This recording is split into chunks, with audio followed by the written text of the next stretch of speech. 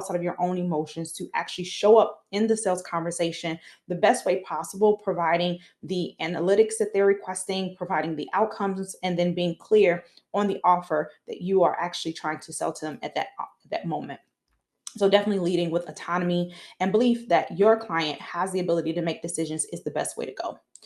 This is one big thing that it doesn't matter how much money you're making in your business. The depersonalization of the word no is important, because sometimes, even though you may hear the word no and you've practiced and have things in place to embrace the word no, sometimes it can still internally have an effect on your heart posture when it comes to yourself, or even how you're showing up on sales calls, or even showing up on social media, in networking events, or in just even direct message, because you have to be able to detach yourself from outcome. So detaching yourself from the answer is the key.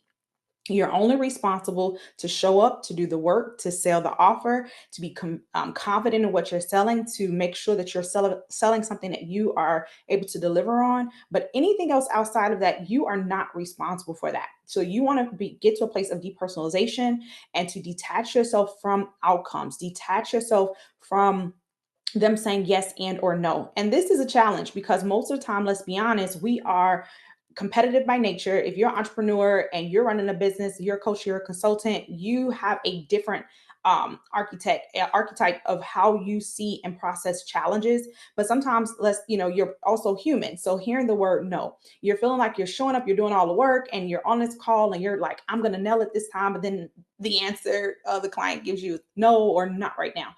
That can kind of be hard and challenging, but you are not responsible for the outcome. You're not responsible for the answer. You're responsible to show up, be confident, be clear, be cooperative in that conversation, and just actually just be, think about if you were on the opposite end and had questions or concerns, especially with the economy as it is. It's hard for all entrepreneurs and business owners. And I'm not saying it's hard, meaning people are not still doing it. I'm saying it's a different climate.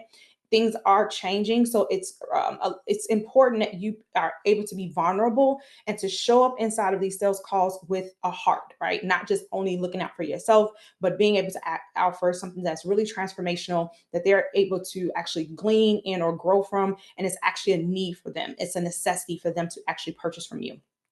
And last, I want to talk about is not getting stuck in that messy middle. Sometimes no or not right. Sometimes not right now is not always no. And so being able to still show up, to be able to be present. Sometimes they may say, hey, I will have to go back and consult. I love the offer, but I want to consult with my husband. That's okay. I want to think about this a little bit more. Or can you send me